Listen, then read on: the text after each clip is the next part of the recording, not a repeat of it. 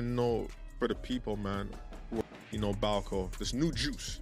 I want to know, man. He said what Chael Sonnen said. LeBron James, I don't know what had happened, but I do know what had happened. Kevin Garnett says LeBron James is on that Balco, that new juice.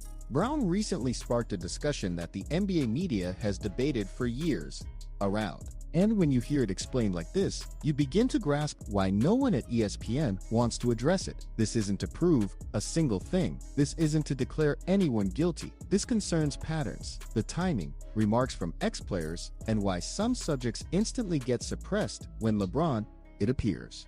For when many individuals from diverse sports sectors all make similar claims, eventually the discourse itself takes center stage. Media strikes again. Slap Jeff Teague down. That nigga described everything to the T. Y'all remember in Miami? That Miami LeBron was on steroids. Remember, he was a little bit slow. He was big. They started testing for HGH. He said it all. They started testing for HGH.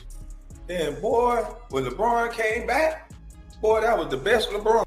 Down because it's absurd, or since some individuals fear what might emerge if they truly start asking about LeBron James. I said, Jeff Teague don't want his show no damn more. Oh yeah, they would have shut it down. That's the first thing I said. I said, ooh. I saw that. I couldn't believe it. I'm like, who the hell done gave Jeff Teague a bad batch of that guy chronic? This damn sure gonna end his career.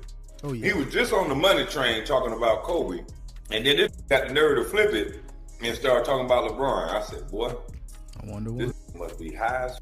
Gemma Brown didn't openly state LeBron was responsible. What he did was previously stated openly by others. And why is LeBron James confined to a media sphere where specific hypotheticals are totally prohibited? Why can every other superstar throughout sports history be questioned, theorized upon, and analyzed from every angle, yet with LeBron, the dialogue instantly stops? He said what Chael Sonnen said. LeBron James, I don't know what had happened, but I do know what had happened. LeBron James with the Cleveland Cavaliers. He went down to Miami to get in shape.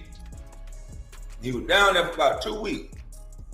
So he came back, turned into Superman again. I'm just saying. The event that truly lit the fuse was Jeff Teague. On his podcast, Teague made remarks concerning LeBron that promptly set the internet on fire. He spoke about LeBron's physical, the timing of certain pauses, and how powerful he seemed. And whether Jeff Teague meant it seriously or meant it for fun no longer matters, since what followed told the real story. Within hours, Teague was backtracking at breakneck pace. Suddenly, it was simply a joke. Suddenly, he hadn't meant it that way. Suddenly, the mood totally transformed. Yeah. But it's kind of like, we knew about this. Like, he didn't say, whoa, what are you talking about? Like, there was no reaction. Kwame Brown spotted that right away. He emphasized the speed at which that energy changed, posed a basic question. If it was merely a joke, why did it have to be taken back so forcefully? Why did it feel like damage limitation rather than simple? Since jokes normally don't need full damage control trips, that's when Kwame tied it to a much bigger pattern with LeBron. Clutch player, you're hitting a stick out of the way. It doesn't matter. It's like performance enhancers did, then you would know why it's not going to. But there's only one golfer but it's Tiger Woods. Like, yes, it does matter. People will say it all the time. It doesn't matter. John Daly, one of it, that it matters. EPO matters. It's what it did. EPO increases your red blood cells, which gives you endurance so you can play all game long. You can shoot in the fourth more shot oxygen in your red blood cells. Okay, got you. It's the king of performance enhancement. Next, consider Chael Sonnen, not an NBA person, not one seeking hoops attention, a UFC competitor who publicly stated he and LeBron supposedly used the identical drug source. That's hardly discreet. That's hardly unclear. And the shocking aspect is that Sonnen declared this openly, often, and was never litigated against. He was never quieted. He never retracted his claim. He affirmed it. That fact itself prompts suspicion because if a statement is utterly unfounded and libelous, generally appear quickly. Kwame Brown also referenced Kevin Garnett, who notoriously kidded about LeBron using that Balco, that new juice. Again, folks will argue it was trash talk, locker room talk, jokes. Okay, and these gags appear to hit the identical subject. See how they all circle near the same period. Those Miami years, that identical physical, significant pauses, and the identical quiet that followed. That's when Kwame truly relied. Cleveland's LeBron leaves for Miami briefly, comes back appearing larger, stronger, more explosive, and more durable. More explosive. Even as a genetic marvel, surprisingly gaining physically in his late 20s while competing in one of the tough styles in basketball's past, constantly attacking the hoop, absorbing blows, hitting the floor hard, picking up game after game, year after year. Kwame never claimed that proved a thing. He actually stated people observed, players observed, and when players spot things, that means more than fans tweeting from couches. These are professionals who played in the league for practice, healing, and common stresses. Folks who knew what the usual state seemed, and many of them. HGH testing timeline is another matter surfacing. Kwame mentioned it. Jeff Teague hinted supporters have seen the pattern for years. Mentioned HGH testing, and suddenly LeBron's build changes. Elite, still dominant, but visibly leaner, reduced bulk. And that doesn't prove anything, but it's another happenstance. Not purity. Stillness. ESPN will discuss LeBron against Jordan until the sun combusts. They'll discuss titles, finals stats, teammates, mentors, eras, court layout, physical defense, all points, but they will never ask what if. They will never raise, hypothetically, if LeBron James had taken performance drugs. How would that influence his legacy? This LeBron n'est pas qu'un sportif. C'est une affaire. Il est associé à des contrats télé, des accords de baskets, des agents, des personnalités médiatiques, including whole networks. A lot of folks profit greatly from LeBron James staying above criticism, so the discussion never gets closed down with counter-arguments. It stops instead by simply never beginning. This is why Jeff Teague's the quickness of the backpedal spoke volumes. Kwame said it looked, perhaps that's conjecture, perhaps it's happenstance. But when an ex-player suddenly seems afraid, suddenly laugh off his own past remarks. See how LeBron always talks about offers a complete plan, no walkthrough, science and supplements. Rashad McCants shared that very frustration.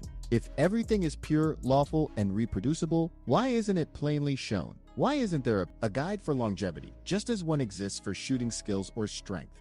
Even the finest. Yet LeBron, a full-court locomotive who dominates the lane, somehow ignores all established norms of physical decline. Still sprinting, still slamming, still logging heavy minutes at 40, and talking about serious misconduct. Yet it undeniably prompts queries. Kwame wasn't asserting LeBron lacks ability. No one. Playmaking. His insight, is about the physique, about endurance. Endurance that seems nearly too ideal for the mileage he has logged. When others mention that regarding other players, it's called analysis. When it involves LeBron, it's termed hate. The most awkward aspect of this topic is that no one conceded that. Charles Sullivan can speak his mind. Kevin Garnett can jest. Jeff Teague can misstep. Betrayal, it lives in the gray. At the media's preferred spot, since ambiguity implies an absence of litigation responsibility or tough discussions. Kwame additionally discussed how names associated with enhancement labs have circulated and how nothing ever lasts. Still, not proof. You're talking about why a particular story never gains momentum. What truly frustrates all supporters is the existing double standard. Olympic heroes are questioned. NFL players get disciplined, but basketball's leading figure lives in a guarded realm where mere guessing is viewed as sacrilege, and Kwame Brown is weary of feigning its normalcy. Kwame wasn't trying to get LeBron condemned by public opinion, he was calling attention to the quiet. From sheer fear, pointing out how quickly folks yield when LeBron's name joins the discussion. He was expressing what a great many fans think but don't see mirrored on TV, that aspects of this situation just don't add up, and the refusal to even pose questions makes it worse, not better. Perhaps LeBron truly is the chosen one. A rare physical marvel once a century, a flawless blend of genes, wealth, tech, and self-control. Why not invite the queries instead of hiding them? Until that occurs, this discussion is each misstep, each retreat simply adds fuel to the flames. And Kwame Brown wasn't the one who lit that blaze. He just showed ignoring that it's burning. So the true question, or simply did nothing. The actual question is why NBA media dreads even considering that prospect. Because when a matter ought to be censored, it ends by itself. Plus, this one, hi. LeBron's career has always been extreme. For certain people, he's peerless. Self. For others, instances such as these reveal the harsh reality that achievement doesn't exempt you from examination. When esteemed figures like Charles Barkley even strike is inconceivable as Hall of heritage, responsibility, and how history operates. And that's the topic followers tend to steer clear of. A legacy isn't solely based on numbers. It's based on context, competition, leadership. Shields guarding LeBron from tough storylines, but now the flaws are clear, and abruptly, those same people are truly stunned. The conversation has changed. If you believe this talk can proceed without folks getting rattled, hit that like. Sick of chosen indignation and leave a comment telling me what you reckon is more likely. That LeBron James, purely genetic miracle, or what modern sports science could be.